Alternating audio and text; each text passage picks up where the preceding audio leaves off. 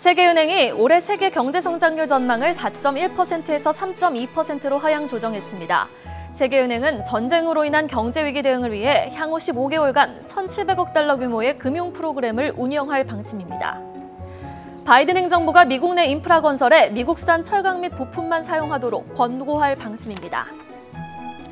뱅크 오브 아메리카의 올 1분기 매출이 1년 전보다 2% 늘었습니다. 대출 사업의 강력한 성장이 글로벌 경기 침체로 인한 타격을 완화하는 데 도움이 됐다는 분석입니다. 중국의 올해 1분기 경제 성장률이 4.8%를 기록하며 연간 목표치인 5.5%에 미달했습니다. 중국은 올 가을 시진핑 주석의 3연임 확정을 앞두고 보다 적극적인 경기 부양책을 쏟아낼 것이란 전망입니다. 자, 실적 이야기부터 한번 해볼까요? 간밤 금융주들, 미국 금융주들의 주가가 탄력적인 움직임을 보였습니다. 뱅크 오브 아메리카도 실적 발표를 했는데요. 1분기 매출이 전년 동기보다 2% 증가했고 예상치를 상회하는 모습을 보였습니다. 자, 전반적인 실적 좀 프리뷰를 들어봐야 될 것 같은데 본부장님의 프리뷰 어떻게 지금 집계가 되고 있습니까? 네. 자, 우선 뱅크 오브 아메리카에 대한 실적을 말씀을 드리면 지금 소비자 대출 사업이 강력한 성장을 보이면서 전체적인 지금 글로벌 거래 둔화에 대한 타격을 완충하는 데 성공했다 이렇게 나오고 있습니다. 자, 지금 3월 마감된 분기에 소비자 은행 수익이 9%나 증가를 하면서 88억 달러를 기록하고 있습니다. 전체적인 숫자를 한번 보시면은요, 매출이 232.3억 달러, 전망치가 231.8억 달러니까 조금 더 좋았고요. 특히 EPS는 전망치가 0.75달러였는데 0.8달러가 나오면서 상회를 했습니다. CFO가 말한 내용을 보고 있으면 1분기 시장은 어려운 환경 속에서도 강세를 보였다 이렇게 얘기를 했고요. 전체적으로 계속 지금 얘기하는 부분이 순이자 수익이 강력한 대출 증가율에 따라서 14억 달러 증가를 했다라는 내용을 얘기를 하고 있습니다. 하지만 이 수수료 부분에 있어서 아무래도 이 IB 사업 쪽이 좋지 않았기 때문에 전체적으로는 실적이 감소하는 모습은 나오고 있습니다. 자, 전체 IPO 규모를 한번 보실까요? 여기에 나와 있듯이 지금 빨간 동그라미가 있는데 정말 많이 적어졌죠. 1, 4분기가 과거 역대 굉장히 낮아졌습니다. 그만큼 추가 수수료를 창출하는데 좀 부담스러웠다라고 보시면 되겠습니다.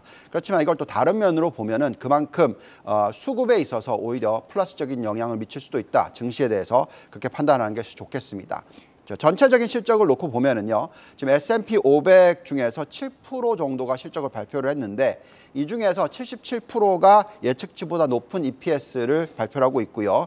또 매출은 80%가 더 높은 매출을 발표를 하고 있습니다. 여전히 실적은 긍정적인 모습이다라고 말씀을 드리겠습니다. 자, 최근 실적 추이를 한번 보시면은 작년 말에 예측했던 것보다 굉장히 크게 높아지고 있는 부분이 뭐냐면 매출 증가율입니다. 지금 은행의 이 이자 수익이 늘어난다고 말씀을 드렸죠. 그러니까 예대 마진이 축소가 되는데도 불구하고 그만큼 지금 순이자 마진율은 높아지고 있다는 것이 나오고 있기 때문에 이런 현상이 나오고요. 전체적으로 기업들도 지금 매출이 예상보다 굉장히 크게 나옵니다. 다만 마진이 축소가 되는 것이 있기 때문에 EPS 증가율은 오히려 낮게 나옵니다. 역시 순이자 마진율이 큰 폭으로 좀 떨어지고 있는 모습이 예측이 지금 되고 있습니다. 자, 이런 상황에서 전체적인 큰 그림은 실적이 바텀 라인이라고 하죠. EPS는 오히려 부정적인 영향을 미치겠지만 매출 증가율이 워낙 높게 나오다 보니까 우리는 미국 시장이 지금은 변동성이지만 월 후반 또는 연말로 갈수록 더 나아질 수 있다고 생각하고요. 그렇기 때문에 ETF, 지금 다우나 S&P 500이나 QQQ 같은 나스닥을 추종하는 ETF들을 투자를 점차적으로 하시는 것이 맞다라고 말씀을 드리고 있습니다. 네, 실적 뉴스 짚어봤고요. 이어서 중국으로 넘어가 보죠. 자, 중국에서 이제 GDP를 발표를 했습니다. 1분기 GDP 성장률을 발표를 했는데요. 4.8%로 일단 예상치를 상회는 했으나 연간 목표치에는 한참 미달하는 성장률을 발표를 했습니다. 일단 시장은 추가 부양책에 지금 주목이 쏠리고 있는 모습인데 과연 지금 봉쇄 이야기가 추가 부양책을 더 크게 쏘는 거에 지금 포커스가 맞춰야 할지 아니면은 봉쇄 이야기가 지금 악재로 받아들여야 될지 그 부분에 좀 주목하고 있는 모습인 것 같거든요. 네. 부양책 부분 지금 좀 어떻게 전망하고 계세요? 네, 자, 우선 경제 성장률부터 보면은요, 말씀하신 대로 지금 4.8% 성장률이 나왔습니다. 시장 컨센서스가 4.4%였으니까 그보다는 좀 높고요.